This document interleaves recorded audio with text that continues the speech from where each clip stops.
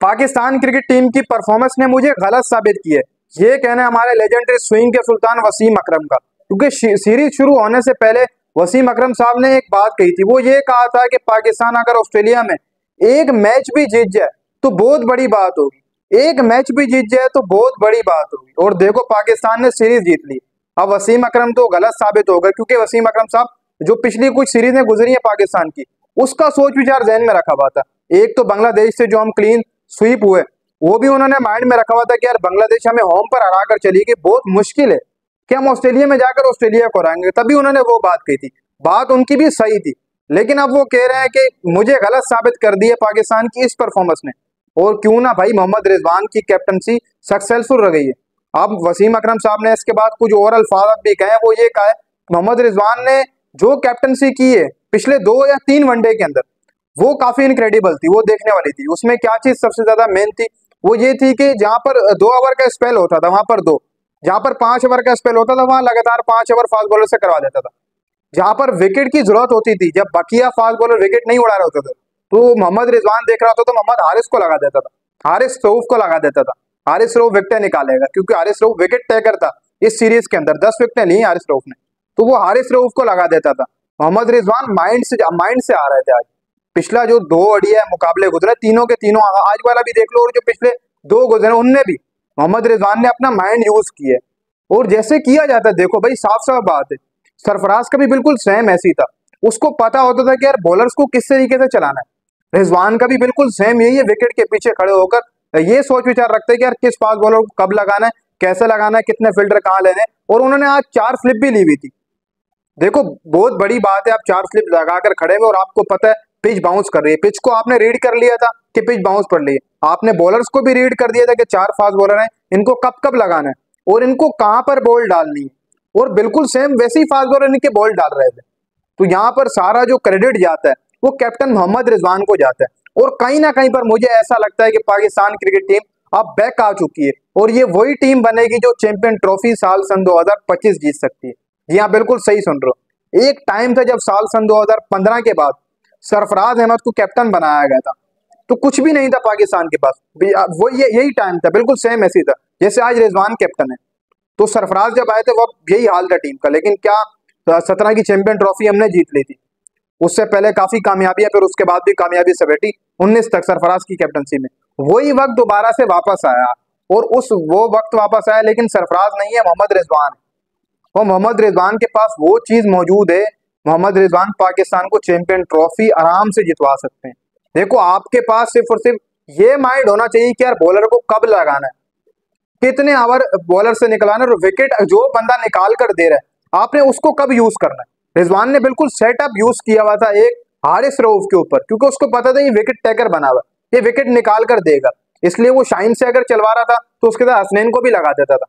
जब ये देखता था कि यार ये दोनों थक गए या फिर 5 ओवर के स्पेल इन्होंने कराई, तो उनको साइड लाइन कर देता था। कौन आता था? फिर हारिस रऊफ आता था। जैसे हारिस रऊफ आता था ब्रेक थ्रू देकर देता था। और ये चीज काफी देखने वाली थी, ये चीज दिल के ऊपर आई है। क्या है, रिजवान वो कैप्टन है। एक तो जो फील्डर लिए हुए थे दायरे के अंदर इन्होंने, वो बिल्कुल जबरदस्त। अगर फर्ज कर लो कि अगर कोई बॉल बाउंस हो रहा था, अगर पंच जा रहा था जैसे मैक्सवेल ने किए, तो वहां पर शाइम अयूब खड़े हुए तो उन्होंने कैच ले लिया। बिल्कुल जो सेम बॉलें करवाई जा रही थी उसी की सोच विचार से मोहम्मद रिजवान ने फील्डिंग को भी खड़ा किया हुआ था। ये एक होता है असल कैप्टन। उस असल कैप्टन की पहचान ये होती है। जो बाबर आजम था, तो बाबर आजम ये नहीं देखता था कि यार किस फास्ट बॉलर को कब लगाना है। बाबर आजम अपने माइंड सेट से कैप्टनसी नहीं चलाता था। उसको नहीं पता होता कि अगर फास्ट बॉलर बाउंस मार रहा है, बाउंसी पिच है, तो मुझे स्लिप कितनी लेनी है, कितने फील्डर दायरे के अंदर लेकर आने हैं, और अगर ये बाउंस मारेगा तो कहां पर कैच जाएगा, पैटर्स कहां फंसेगा, ये बाबर आजम को बिल्कुल भी नहीं पता। तभी बाबर आजम ये इतना डाउन हुआ अपनी कैप्टनसी के अंदर। कुछ चीजें होती हैं जो किसी किसी को पता होती हैं, जैसे सरफराज अहमद को ये चीजें पता है और रिजवान को पता है। कुछ नाम होते हैं, बाकी देखो बहुत सारे कैप्टन ऐसे होते हैं, आए भी सही गए भी सही, बड़े बड़े कैप्टन गए, लेकिन उनमें अगर कोई खासियत होती है तो वो यही खासियत होती है। जैसे MS धोनी था, उसको पता होता था कि यार पिच कैसे बिहेव कर रही है, विकेट के पीछे से ही फील्डर सेट कर देता था, और स्पिनर लगाना तो वो स्पिनर लगा देता था, और उस ओवर में विकेट भी आती थी। बिल्कुल same mindset Mohammad Rizwan भी सेट करके बैठे हैं। और अब आगे T20 सीरीज है, आपको वो भी जीतनी है। जैसे चैंपियन ट्रॉफी का मैंने आपको कहा, पाकिस्तान चैंपियन ट्रॉफी जीत सकती है। पाकिस्तान उसी सेटअप के ऊपर आकर खड़ी हुई है जहां पर सरफराज अहमद आया था सन 2015-16 के बाद, जहां सरफराज अहमद आया था 15 के अंदर, उसी जगह के ऊपर खड़ी हुई है। सरफराज भी बिल्कुल ऐसी रीड किया करते थे पिच को। जब आप पिच रीड करते हैं तो आपके लिए सब कुछ आसान हो जाता है, लेकिन कहीं ना कहीं पर किसी की भी सपोर्ट नहीं थी, तनकीद बहुत ज्यादा थी। मोहम्मद रिजवान का माइंडसेट पूरा था कि यार हम सीरीज जीतेंगे, और जीती। देखो पीछे साबिक क्रिकेटर किसका मूड, किसको था कि यार पाकिस्तान सीरीज जीतेगी, वो भी ऑस्ट्रेलिया में।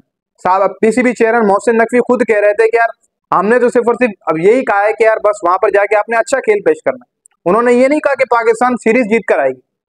मोहसिन नकवी साहब ने भी ये माइंडसेट बनाया था पाकिस्तान वहां पर जाकर अच्छा खेल पेश करेगा। देखो किसी को नहीं उम्मीद थी पाकिस्तान से कि वो सीरीज जीतेगा, किसी को भी नहीं थी।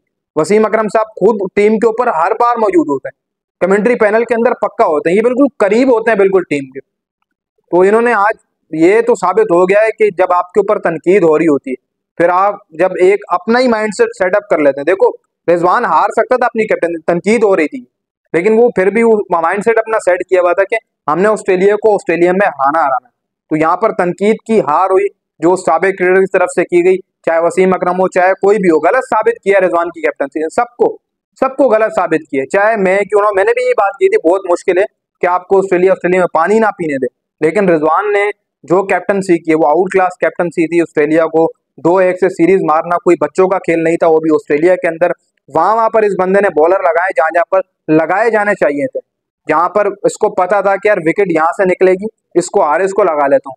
कितने ओवर का स्पेल किस बॉलर से डलवाना है, कौन से 2 बॉलर एक साथ चलाने, ये सब रिजवान को पता था। विकेट के पीछे कहां पर फील्डर है ना, बॉल बाउंसी कर दी है तो फील्डर कितने लगाना है, सर्किल के अंदर कितने बाहर भेजने, कितने पीछे भेजने, ये सब कुछ सेटअप रिजवान ने अपने माइंड में बना कर रखा था। तभी पाकिस्तान 2-1 से सीरीज जीता है।